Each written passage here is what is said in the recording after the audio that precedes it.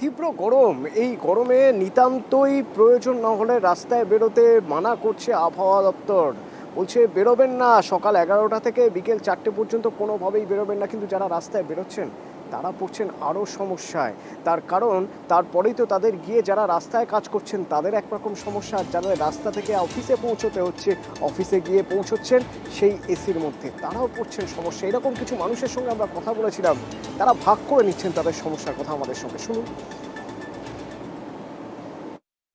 প্রচন্ড গরম, মানে অবস্থা খারাপ হয়ে যাচ্ছে, মানে আর পারা যাচ্ছে না, এত গরম। তাও আমরা অফিস যাচ্ছি, অফিসে গিয়ে এসির মধ্যে ঢুকে যাই, কিন্তু যারা সারাদিন এই রোডে যাদেরকে থাকতে হচ্ছে, বিভিন্ন রকম হকাররা বলুন, তাদের তো প্রচন্ডই কষ্ট। প্রচুর পরিমাণে ওয়ারেস খাচ্ছি এবং গ্লুকন-ডি ক্যারি করছি, ফল খাচ্ছি।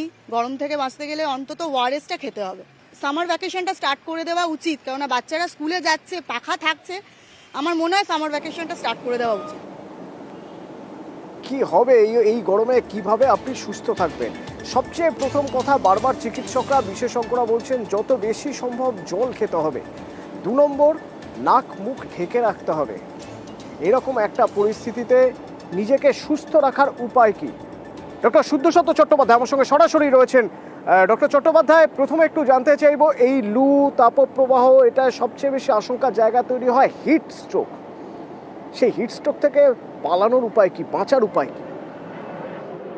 না, হিট স্ট্রোক থেকে বাঁচার সবচেয়ে গুরুত্বপূর্ণ উপায় যেটা, সেটা হচ্ছে হিটে না যাওয়া। মানে বাইরে যে কাজকর্মগুলো আছে সেটা যতটা সম্ভব এড়িয়ে চলা বা অ্যাভয়েড করা, বা যদি সেগুলো মানে খুব প্রয়োজনীয় হয় তাহলে সেগুলোকে যতটা সম্ভব সকালের দিকে করে নেওয়া। মানে যে সময় তাপপ্রবাহটা কম থাকছে, মানে ধরুন সকাল 10টার মধ্যে, বা ধরুন পরবর্তীকালে বিকেল 4টের পর, এই সময়টা যদি করা যায় তাহলে সবচেয়ে ভালো হয়। এবার যাদের বিভিন্ন কারণে এই সময়টা বেরোতে হয়, 11টা থেকে 4টে, এই সময়টা এখন বেশিরভাগ সময় তাপপ্রবাহ চলছে, তাদের ক্ষেত্রে যেটা করতে হবে, কয়েকটা প্রিকশন নিতে হবে।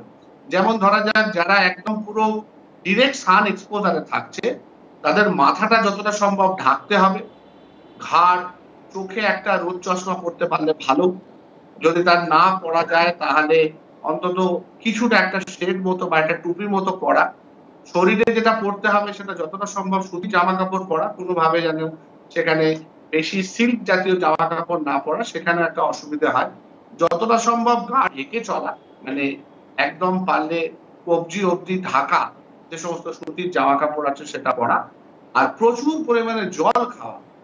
জল এবং জলীয় জিনিস, বিশেষত যেগুলোকে আমরা ওআরএস টাইপ বলি, সেটা ডাবের জল হতে পারে, সেটা লেবুর জল হতে পারে, যেটাতে সল্ট এবং কিছুটা সুগার থাকে। যারা ডায়াবেটিক তারা শুধু সল্ট খাবে। এই জিনিসটা যাতে বারে বারে তারা খেতে পারে, এবং যতটা সম্ভব এত বাইরের কিছু খাবার। করার পর, এত সতর্ক থাকার পরও যদি কোনোভাবে লু লেগে যাওয়া যাকে বলে, মানে কোনোভাবেই তাপপ্রবাহে কেউ অসুস্থ হয়ে পড়ে, তখন কি করতে হবে? তাকে সবার আগে শুইয়ে দিতে হবে। তাকে এক জায়গায় একটা শেডে, মানে যেখানটায় ছায়া আছে, যদি সেটা একটা ঘর হয় তাহলে ভালো, সেখানে শুইয়ে দিতে হবে। এবং দিয়ে তাকে সারা শরীর সবার আগে একটুখানি জল দিয়ে দিতে হবে, মানে ঠান্ডা করতে হবে। তার সাথে তার যদি সম্ভব হয় একটু ব্লাড প্রেশার, পালস রেট এগুলো মাপতে হবে। মেপে দেখে নিতে হবে তার ব্লাড প্রেশার, পালস রেট সঠিকভাবে চলছে কিনা, তার শ্বাস প্রশ্বাস ঠিক মতো চলছে কিনা। যদি সেখানে কোনো ত্রুটি ধরা পড়ে তাহলে যত তাড়াতাড়ি সম্ভব নিয়ার বাই হসপিটালে নিয়ে যেতে হবে এবং তাকে ঠান্ডায় রাখতে হবে। দরকার হলে অনেক সময় কিছুটা আইস প্যাকও আমরা দিতে বলি, বিভিন্ন সময় শরীরে দিতে হয়। ঠান্ডা জলে তাকে আগে ভালো করে ধুইয়ে দিতে হবে, যাতে বডির টেম্পারেচারটা কিছুটা কন্ট্রোল হয়। এবার ডক্টর অক্সিজেন চট্টোপাধ্যায়, আরেকটা জায়গা রয়েছে, আরেকটা খুব গুরুত্বপূর্ণ জায়গা। দেখুন, এখন ওয়ার্ক ফ্রম হোমের ফেসিলিটি রয়েছে, কারো কারো ক্ষেত্রে একান্তই প্রয়োজন যদি থাকে বাইরে বেরোনো, সেটা না হয় সকাল সন্ধে বেরোনো যায়, কিন্তু স্কুলের তো একটা টাইমিং আছে, স্কুলে তো যেতেই হবে। এবং স্কুলে যেতে গেলে সেই পুলকার বা বাস, বাচ্চারা বা শিশুরা তারা সব সময় যে কথা শুনবে তা নয়, তারা জানলার কাচ নামিয়ে দেবে। এই অবস্থায় তারা স্কুলে ঢুকছে, কিছুক্ষণ 5 ঘন্টা 6 ঘন্টা স্কুলে থাকছে, তারপরে আবার ফিরছে। তাদের জন্য কি করা যায়? না, এগুলো তো ওদেরকে বোঝানো যাবে না, এগুলো টিচারদের বোঝাতে হবে এবং বাবা মাকে কিছুটা বোঝাতে হবে। বাবা মাকে প্রচুর পরিমাণে জল দিতে হবে, বাবা মাকে এমন খাবার দাবার তাদের দিতে হবে যেগুলো লেস স্পাইসি, মানে কথার কথা বলছি, লুচি আলুর দম দেওয়া যাবে না। তাদেরকে একটু ফল দেয়া হলো বা একটু গ্লুকোজ ওয়াটার করে দেয়া হলো, এরকম খাবার দিতে হবে। আর খেলাধুলার দিকটা আমার মনে হয় একটু রোদের মধ্যে যখন খেলছে, যদি কারোর অসুস্থ মনে হয় সেটা টিচারদের তত্ত্বাবধানে থাকতে হবে। টিচাররা যাতে যদি কোনো বাচ্চা অসুস্থর মতো লাগে বা তারা যদি বেশি দৌড়াদৌড়ি করে তাদেরকে আটকাতে হবে।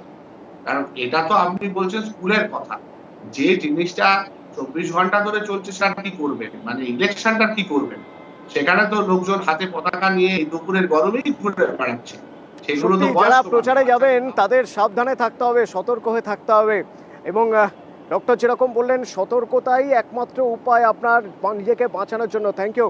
ডক্টর শুদ্ধসত্য চট্টোপাধ্যায় আমার সঙ্গে সরাসরি ছিলেন এবং জানাচ্ছিলেন যে এই গরম থেকে, এই পরিস্থিতি থেকে বাঁচার উপায় কি, এবং এই পরিস্থিতি যে পরিমাণ তাপপ্রবাহ, যে পরিমাণ গরম, অস্বস্তিকর আবহাওয়া, তাতে যদি জল না থাকে তাহলে বিপদ আরও বেশি। জলকষ্টে যেন ভুগতে না হয়, যাতে কোথাও এরকম সমস্যা না হয়, তার জন্য নবান্ন থেকে ব্যবস্থা নেওয়া হচ্ছে। কি পদক্ষেপ করা হচ্ছে জানবো। সোমরাজ প্রতিনিধি আমার সঙ্গে রয়েছেন। সোমরাজ, ইতিমধ্যেই নবান্নের মুখ্য সচিব বৈঠক শুরু মূলত বিভিন্ন জেলা শাসক এই বৈঠক চলছে নবান্নে, যে বৈঠকে মূলত যাতে জলকষ্ট না হয়, এই অত্যাধিক গরমের জন্য দক্ষিণবঙ্গের একাধিক জেলায় তাপপ্রবাহের সতর্কতা জারি করা হয়েছে। তাই যাতে জলকষ্টের মতো পরিস্থিতি তৈরি না হয় তার জন্য এই জরুরি বৈঠক ডেকেছেন মুখ্য সচিব বিপিন কোপালিকা। ইতিমধ্যেই নবান্নে সেই বৈঠক শুরু হয়েছে। মূলত এই বৈঠকে বেশ কিছু গুরুত্বপূর্ণ নির্দেশ মুখ্য সচিব দেবেন। বিশেষত যেখানে যেখানে জল সমস্যা তৈরি হচ্ছে বা হতে পারে সেখানে যাতে অতিরিক্ত ট্যাঙ্কার পাঠানো হয় বা নির্বাচনের সময় যাতে কোনো রকম জল সমস্যা নিয়ে কোনো অভিযোগ না ওঠে, সেই বিষয়ে কিছু গুরুত্বপূর্ণ নির্দেশ মুখ্য সচিব বিপি কোপালিকা দেবেন। পাশাপাশি জল সমস্যা আলোচনার পাশাপাশি আরো বেশ কয়েকটি বিষয় নিয়ে আলোচনা হবে বলেও মনে করা হচ্ছে এদিনের বৈঠকে। ইতিমধ্যেই নবান্নে বৈঠক শুরু করেছেন মুখ্য সচিব বিপি কোপালিকা। ধন্যবাদ সোমরাজ।